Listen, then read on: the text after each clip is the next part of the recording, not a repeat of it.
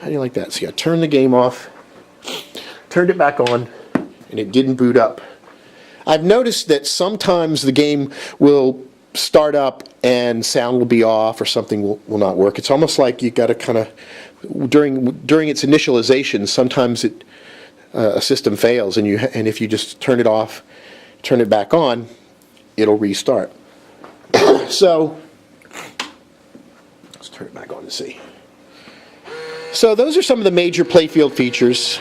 There's a couple of other interesting things. You see these horse targets. This is for this horse of a different color thing where you collect 4 or 5 horse slots, and then when you make this interesting shot, which is pretty hard to see, there's a flipper here, and when you lift it up you can shoot off the flipper and back into the shooter lane. It kind of reminds me of the camera in Twilight Zone. It's a pretty difficult shot. I think there's a similar shot to something like this in Star Trek with starting one of the modes. So another very interesting feature of the game are these 2 out lanes. You have There's No Place Like Home with this nice State Fair pop bumper. And then on the right side, you have Toto with these 4 rollover buttons. This is a very cool, interesting dynamic. What they've done is they're standard out lanes. The ball goes down there, it drains. But when the ball drains on the left one and goes off this pop bumper and manages to hit each one of these 5 switches, it starts a special mode called There's No Place Like Home. Likewise, if the ball goes on the right out lane and rolls over every one of the Toto letters, it can start a special mode called Toto, Rescue Toto. What this does is it gives you a second chance to get your ball back into play. With Toto, what happens is it makes the whole playfield kind of like amber, dirt-colored like Kansas, and one shot is lit up, and you have to make that shot in a certain amount of time. If you make it, your ball is back in play, and it's like you never lost it. And it's pretty hard. And you can set it in the game configuration, make it more difficult, less difficult, more time. And if you manage to do it a second time and it's 2 shots, it gets progressively more difficult. Same thing with the State Fair, except that There's No Place Like Home mode is like 4 specific tasks you have to do. If you manage to get it, it'll kick a ball back into play, and the first step is to hit all the rainbow targets. And so the whole playfield goes out except for what you're supposed to be shooting for. And then if you manage to do all the rainbow targets, it'll light up some more shots that you have to make. The difference with that mode is it's not timed, but it's incredibly hard to do. A lot of people have been complaining about it because it seems like it's a waste of time, but what I figured out is you're still scoring points in the machine, bouncing the ball around. So even if all the game features are not enabled and lit up, for example, I think if you make the right ramp loop, you're still getting Yellow Brick Road, counters and all of that. I'm not sure the degree to which when you hit these outlane modes, it stifles all scoring. It definitely doesn't stop all scoring. So you can just bat the ball around. You could try to make the combo, which the rainbow targets are sometimes dangerous shots because they send the ball all over the place. But it's a cool game mechanic that you just is not rarely seen. I know this is not the first game that's ever done this last chance kind of thing, but again, another example of the developer's creativity. What else do I want to talk about? Well, there's a couple of interesting things. Gameplay-wise, the game seems to be really balanced. Everybody really that I talk to that's played the game loves the scoring. They love that it's a low-scoring game and it's not billions this and billions that. Although the grand champion score is 500,000, which seems kind of insurmountable. But I had a 250,000 point game where I actually defeated the witch, and there's like 2 levels of wizard modes. There's the defeat the wicked witch, which is the top of the first tier of wizard modes, and then there's another super duper wizard mode called Somewhere Over the Rainbow, and that's like the super duper, if you beat every single mode in the game, like you play all the Crystal Ball modes, you play all the Munchkin modes, you get Emerald City Multi-Ball 3 times. I mean, that's probably an epic game that would last hours to even get to it. So I don't even know if it's even possible with the glass on, but it's something cool to shoot for. And as you can see here, this is an example of your path, you see.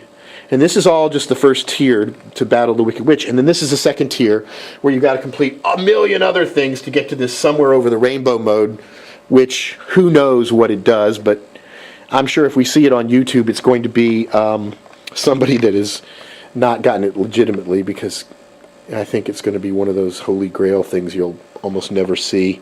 Although this game is easy to get a feel for and to be able to play. It's absolutely wonderful. I'm having a blast playing it.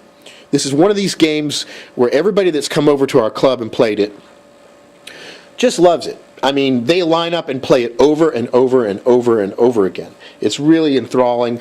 The light show's spectacular. There's so many different things to do. To compare this to other games that Keith Johnson has done, I mean, it's clearly, you can see his touch in it, the way the game is balanced with the scoring and the creativity of the modes and just the nature of how things work. I think that there's going to be a lot more fun and a lot more interesting strategy. I'd like to see the scoring a little bit more balanced, but from software game rule set, the way it's looking now, it's spectacular. It's just a absolutely wonderful game.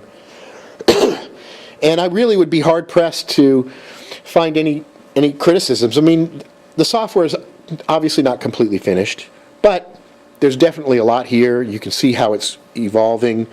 It's very playable, and it's very challenging. Let's talk about some of the design elements of the game. When I first looked at this game, you'll see you've got your 2 flippers down here, and then you've got 2 flippers up top. You have a little mini flipper in the upper right playfield there, and then you have a full-size flipper on the upper left playfield over here. It's just kind of odd. And you've got a left flipper, a right flipper in the upper left, and then over here you've got a left flipper in the upper right. It seems weird, but when you think about it, when you pull back and you look at the whole game, it makes perfect sense. Okay, because what you've got is, to get to this upper left playfield, you make a shot on the left ramp, which would typically be done from the right flipper. So you've got two right flippers that control this loop from right flipper to the vertical up kicker to the upper playfield. If it drains, it goes back down to the right flipper. Similar dynamic on the other side. To get to the upper playfield up here, you make a shot with your left flipper to the right ramp, and it goes up here, and you can work the spinning house with the same flipper. If it fails and falls through, in this case it goes back down onto the playfield, or it could go through the Emerald City shot and back to the flipper. What this in effect does is it allows you to manipulate the upper playfields during multi-ball while you are cradling balls. It's really, really cool. So if you're playing a mode where there's a jackpot shot in one of the upper playfields, you can theoretically cradle a couple of balls on the opposite lower flipper and then just work the upper playfield with the left flipper or the right flipper, depending upon which one you're going for. So it's pretty cool. Some very creative, ingenious design that's been put into this game that I think high-end pinball players will really, really appreciate. How you can typically, during multi-ball, where you've got a jackpot shot that's on an upper playfield, it's so difficult to be able to control what's going on down at the bottom and the top. This game kind of gives you some easier ways to do that, so that's pretty cool. Now, other design things that might be a little bit problematic. The first thing that I really noticed, and I hate to say it, I think it's probably a design glitch, is the Emerald City multi-ball lock. You see this guy right here. When you shoot the right ramp, it comes up here, and this little finger, metal finger, goes up or down to stop the balls. I just don't think they managed to get it to work super well, or maybe they're just still dialing it in. But I remember when I was in Dallas early on when this game was being exhibited, they had a version here, and people were complaining that the flippers were really underpowered.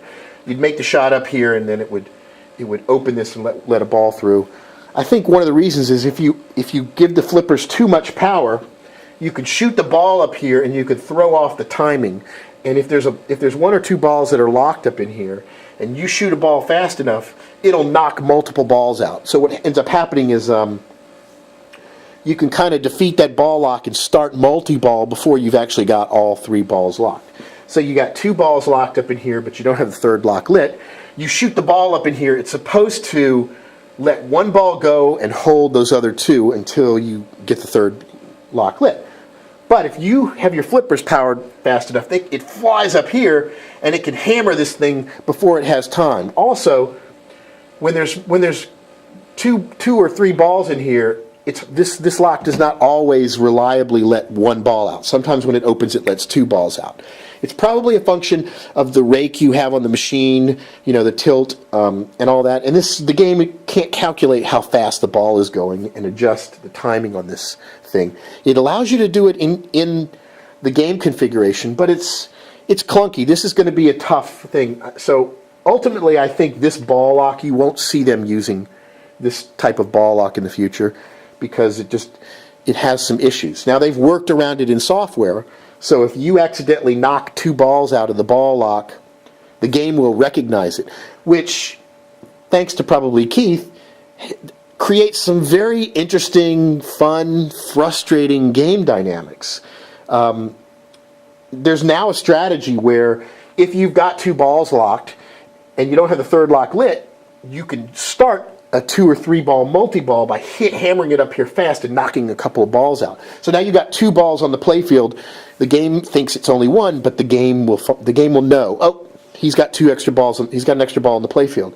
So you can actually have two balls going around racking up extra stuff. You have to be really careful though, because when the game knows there's a loose ball, so that means a shot up here will cause the ball to lock, and it will grab it back and keep it. Now let's say you pull this trick and you shoot a ball up here, and then your other ball goes into one of the out lanes. Well, often it'll register this one and hold it, and you'll lose your ball. So it creates a couple of interesting caveats that I think add some color to the game, but I do think it's a little bit of a glitch. Another thing people were talking about is there's a pop bumper skirt that's pretty close to one of the ball guides over here.